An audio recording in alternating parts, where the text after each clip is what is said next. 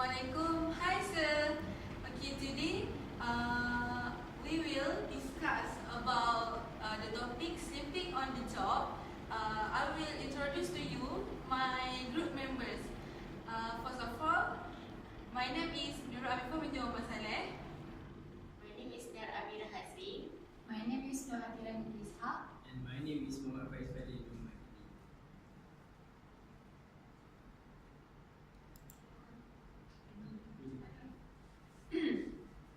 If an organization introduces a net room, okay, for the question number one, in our opinion, an organization should allow a net room in their office for workers. This is because it will help to ease fatigue workers who are working long hours in a day. As we know, days are divided, discrete periods, which are one for sleep and one for wakefulness. For elders who working at office hours, they will have a short period to sleep well throughout the day, and it may be their busy lifestyle that keeps them from napping. Surely, the nap room will increase the job satisfaction of workers who are a little bit tired with their works in the office. While naps do not necessarily make up for inadequate or poor quality nighttime sleep, a short nap of about 20 to 30 minutes can help to improve mood, alertness, and performance. Workers will feel satisfied and appreciated the company for providing it. Moreover, a nap room also can improve the productivity of the company. If we are getting a little tired or our legs are starting to drag a little, taking a nice nap to refocus energy is the best way to improve our result for the rest of the day. This is also a great amount of time to sleep during lunch or leave the desk without catching anyone's attention and ready to tackle the afternoon with newfound information. If we want people to be more creative, we need people to be able to do less. In addition, by taking a nap will help your mental health. Working can be very draining, and while most of us got to do it, this does not make it any easier at all. The stress of your job can easily get you down, and if you are not sleeping great at home, then it can affect your work too. And we need to be in the right mental state to conduct our job properly. So in order to try and regain a little control, is it worth take a nap to get some well-earned rest? Lastly, as a worker, we need to have a higher level of stamina to do the task or work on a whole day. With a lack of stamina, a worker cannot perform well for their work. So they need to take a rest or take a nap before they start to do their other tasks. Okay, I will pass it to the second presenter. The second question.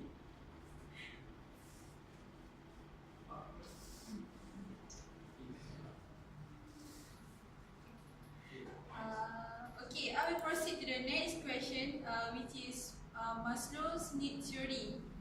Okay, first is physiological. I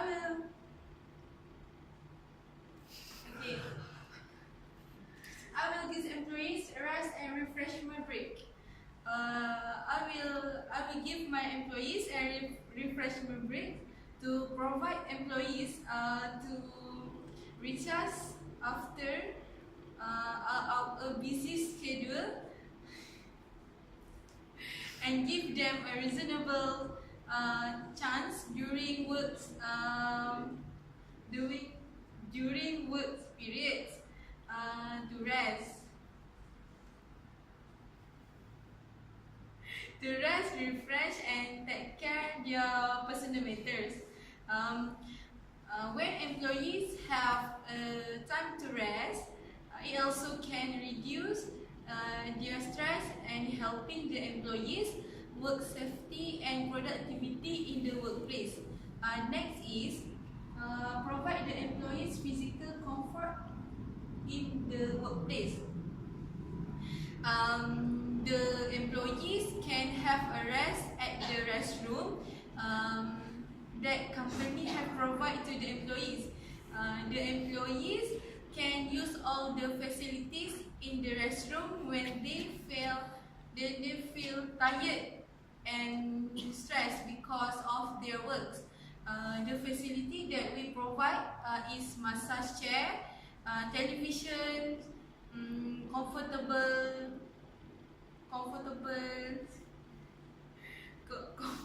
sofa, magazine, books, newspaper, various of foods and beverage that is free to all the employees.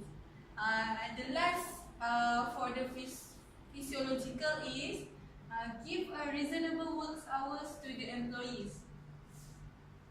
I also will give a reasonable work hour to the employees to by managing schedule to ensure none work more than 10 hours each day. It is because to make the employees can get enough rest to boost personal productivity. If they work more than 10 hours, it will impact the sleep cycles of my employees and make them distracted and less hours in their work. Okay, for the second theory is safety. As a manager, will provide the employees safe working conditions because it is my responsibility to ensure that the working conditions to my employees are safe and conducive. It is very important because it can affect the employees and the work atmosphere. Not only with people, equipment and safety regulations protect my employees from injury, but it also can help increase the productivity and efficiency in the company. Second is I also provide the employees with some of benefits, which is include the appropriate pay for the position in my company and give the best with most affordable healthcare benefits that they can obtain. Besides that, it can avoid their stress and make the employees happy working in my company because of the benefits that we provide for them. The last but not least is create a happy workplace.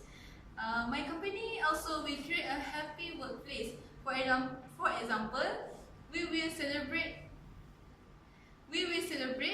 our employees' birthday or their anniversary with the company because of their loyalty and make personal leave programs that employees can offer.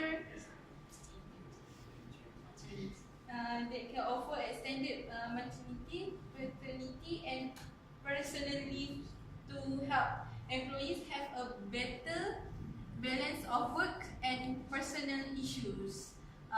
Next, I will pass to Amirah.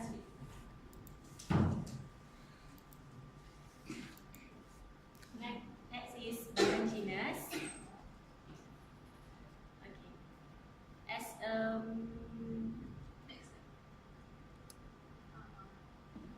we will show to the employees that we truly care about, appreciate and respect them.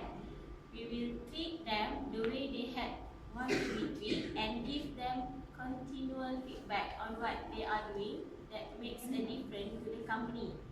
It is because building a sense of belonging and loyalty can be accomplished when the employees feel that their work is valued, make a difference, and contributes to the company. Next, we will help the employees if they might actually have a sleep disorder or if their work pressure are actually too hard for them to handle. We will communicate with them personally and provide them with the right medical and professional tips to reduce their tiredness. It is because employees are the biggest assets in the company after the customer. Employees will feel more confident in their future and significantly impacting their productivity. Lastly, a healthy employee is a productive one, and we will be more creative to finding ways to help the employees to be healthy. We always understand the new father will be tired getting up to feed the baby. The employees who is going through a divorce may be having sleepless nights. None of the employees' fault, but still leave productivity lacking, and we always looking at the top ways to deal with them. And the second theory is learn needs theory.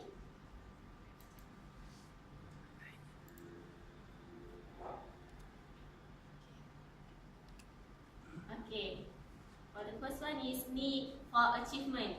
The manager has to take a responsibility to their employees to make them reach the goals that have been set by a company. So it is manager's task to make sure all the employees commit to reaching that goals. If the employees cannot achieve the goals, the manager have to know what they should be doing and responsible to help the employees to solve the problem. The manager has to show a strong spirit to the employees and encourage them to perform better. Secondly is need for affiliation. The manager has to make sure that the employees work in a group so that they can having a strong bond with the others and make a person feels as if they are part of something important that creates a powerful impact. It is because people with high need for the affiliation tend to be supportive team members and at the same time can learn how to respect each other. It also can avoid the conflict and sharing the ideas and information together. And lastly is need for power. Manager will use their power to the employees to help them solve their problem because it is one of the manager's tasks to control the environment and the employees' problem. They have to get things done in organization only if they can influence others and focus more on building powers. For the example, they have to motivate the employees that have deprivation in the company and find a creative way to solve that problem. Okay, next I will pass to Faiz. Assalamualaikum and good morning again. My name is Faiz. Okay, for the third question is that if an employee do not receive nap time from the employer, what will we respond using dissatisfaction?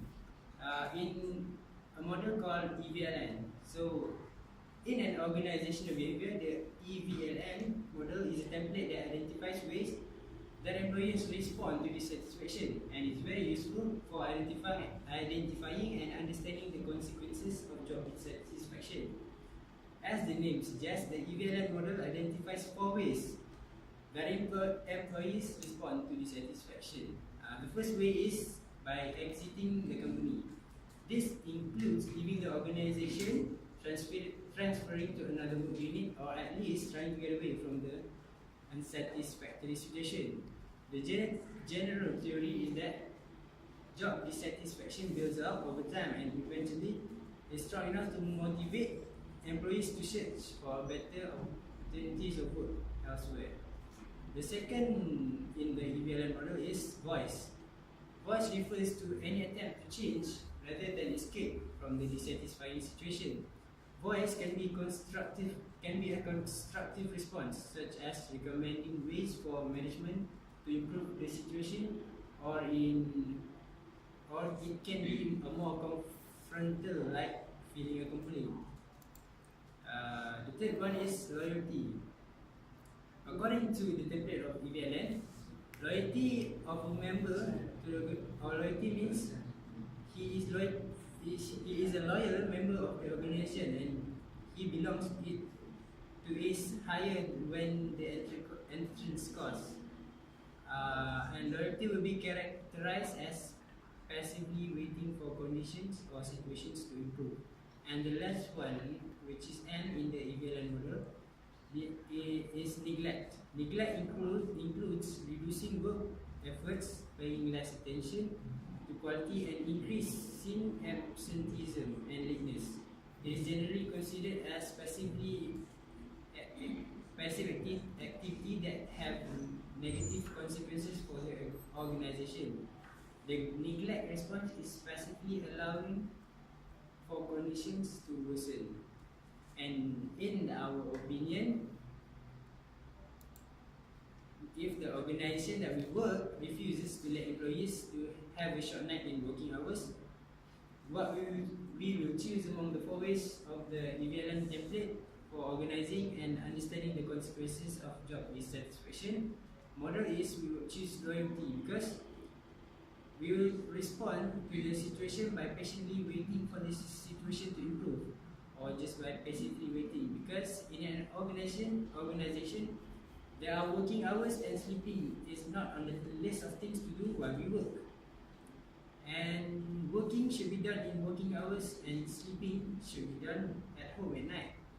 And even though taking naps in our workplace has a lot of advantages like increasing morality of employees, increased efficiency of employees and many more, but we are paid to work and not to sleep. So the logical way to respond to this situation is that we have to be loyal and patiently wait for the situation to improve, rather than using the other 3 choices in the model, which is exit, voice, and neglect, which is irrelevant to the question. And for the conclusion, I will pass to my colleague. Okay, and I will proceed to the conclusion. Workplace ethics and behavior are a crucial part of employment.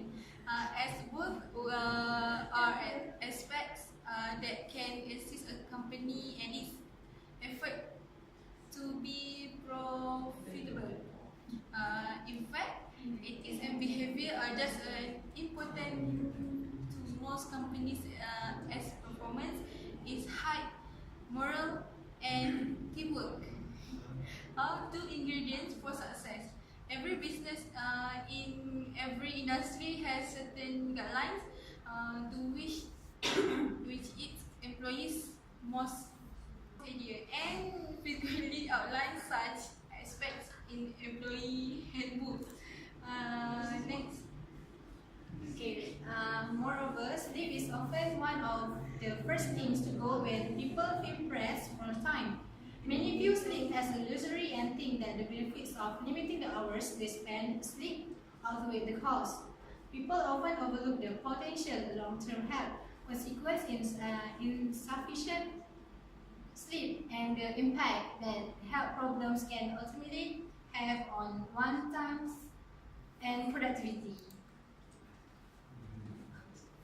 Determining the risk posed by insufficient sleep is complicated. Medical conditions are slow to develop and have multiple risk factors connected to them. What we do know is that sleeping fewer than about 8 hours per night on a regular basis seems to increase the risk of developing a number of medical conditions. The study results below show that reducing sleep by just 2 or 3 hours per night can have dramatic health consequences.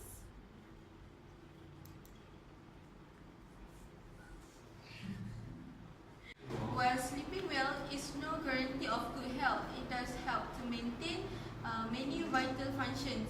One of the most important of these functions may be to provide cells and tissues with the opportunity to recover from the wear and tear of daily life. Major restorative functions in the body such as stamina and fatigue occur almost exclusive during sleep. And in conclusion, sleep is very important to an employee who is working because it may affect their productivity in work, and many more work-related problems may appear. But at the same time, it has both advantages and disadvantages to the company. Even so, employers pay workers to work and not sleep. So it is not a problem if employees do not give nap time to workers in working hours. And that is all from us. Thank you.